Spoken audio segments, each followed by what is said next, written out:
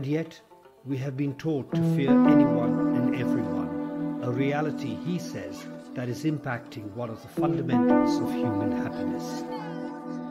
So, we are a social animal. Therefore, friendship is very essential.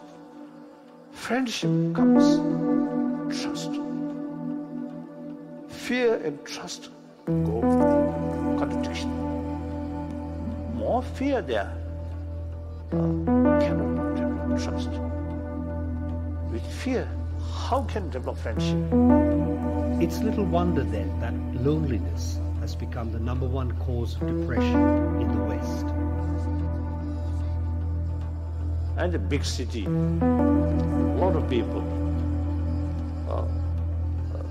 but just to think oneself, self-centered attitude, and no idea or sense of love. Then, too much competitive sense. Then jealousy. Jealousy brings distrust. Distrust brings frustration.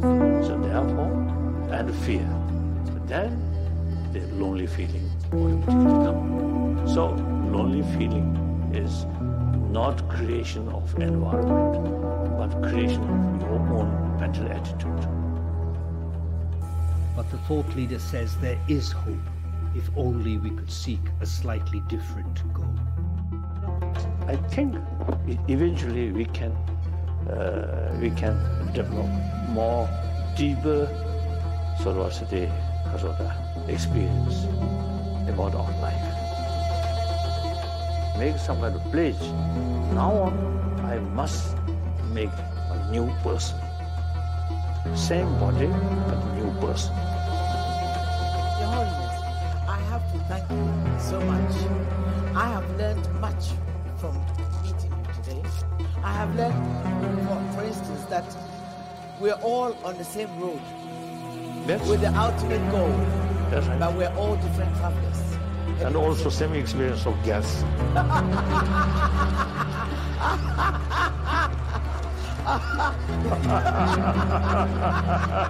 I don't think I'll ever forget this day. Hi, I'm Mike Warsman, founder of A Million Smiles. To join our journey, please subscribe to our YouTube channel below and check us out on Facebook. And while you're there, you might like to leave a comment on your thoughts on Buddhism and happiness. Are they a match made in heaven or something else? And as always, please share this video with 10 friends who you think might get a smile out of it. Until next time, stay happy.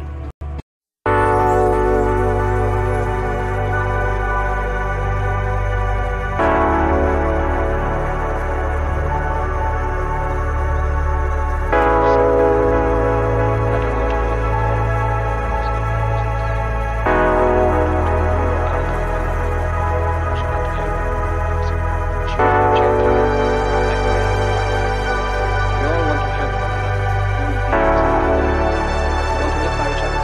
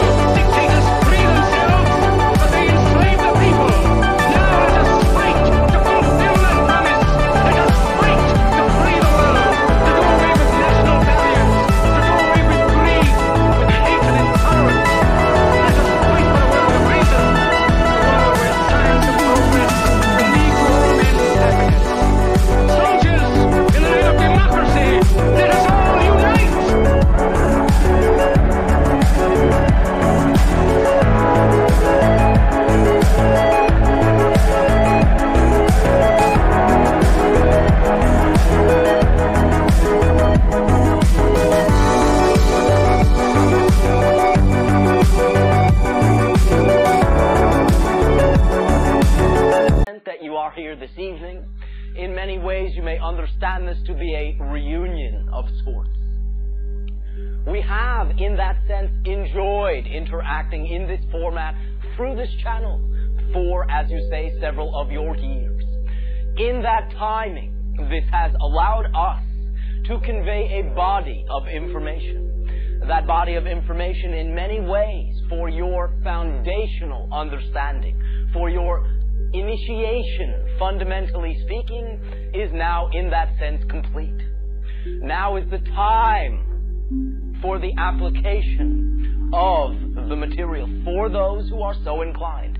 Again, we do not insist in any way, shape, or form that you do what we are saying. It is no better than anything else that you are doing, simply different, simply an alternative, and simply a option that will allow you, if you so desire, if you so feel that you deserve it, to create the life that you enjoy, that you prefer, and allows you, in no uncertain terms, to completely validate yourself.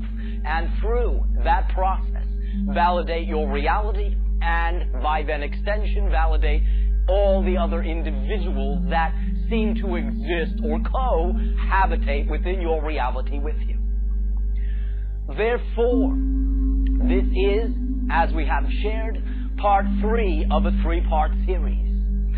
Again, colloquially speaking, the Lights, Camera, Action series. For part 1, clarifying your vision, shed some light on who it is that you desire to be and therefore who it is you are.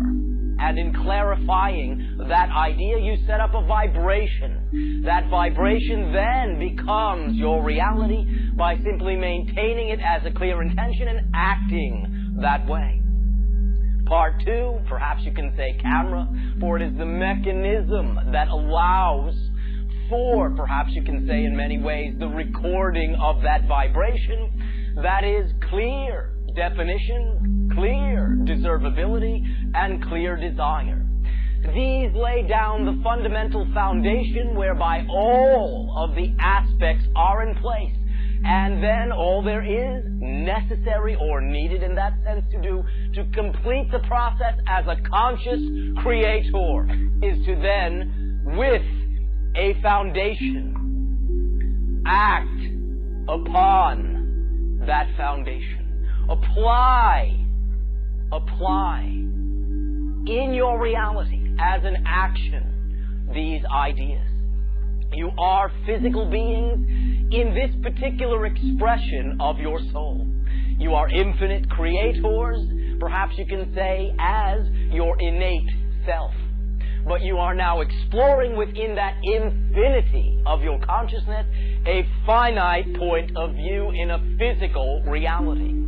The ultimate expression of your creatorhood in a physical reality is action. Action moves, is the moving mechanism of your reality. The beliefs, the emotions, the thoughts are a foundation. That foundation subtly or blatantly affects your actions. And as we have always shared, it is your actions that create the reality. A simple reminder.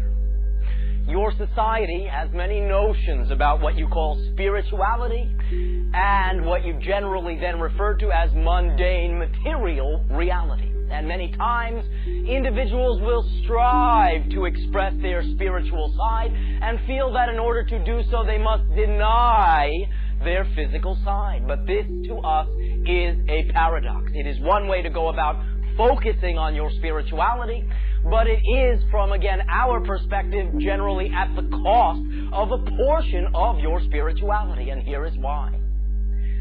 Your actions, your material reality, is a spiritual expression, not a separate idea or a sub-classification within spirituality. Action, materiality, is spiritual, is a form of spirituality. Therefore, it is an expression of your soul, of your spirit. And you need not deny yourself material existence, deny yourself action to obtain spiritual. Simply grant yourself the inherent spirituality within your actions, within your materiality. Everything in creation is equal. And it is not that spirituality is better than materiality. No. One is an expression of the other, and you can express consciously your actions, and consciously, shall I say, manipulate the materials of your reality with a spiritual attitude, not one at the cost of the other. In order to create in this reality, you must perform an action. You must do something. So another analogy that we have used, it is all well and good to have your head in the clouds, to think lofty thoughts, to ponder your spirituality. But it only becomes practical. It only becomes applicable and usable when, while your head is in those clouds, to keep your feet on the ground. And when we speak about grounding yourself, we simply mean what can you do in any given moment from what is available, not what is not available. No matter what, your actions ultimately create your reality.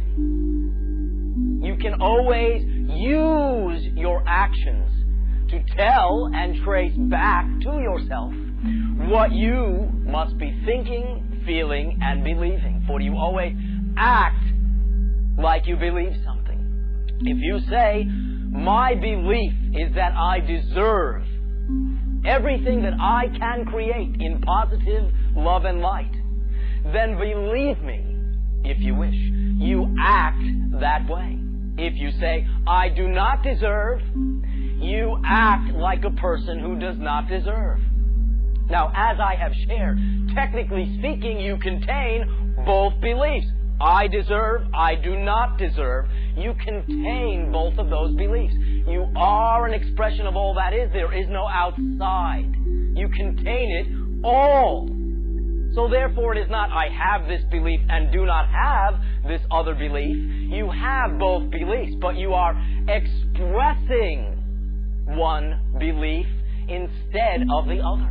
And that expression takes the form of action. You are either acting, using the aforementioned example, like a person who deserves, or acting like a person who does not. And there is no middle ground, one or the other.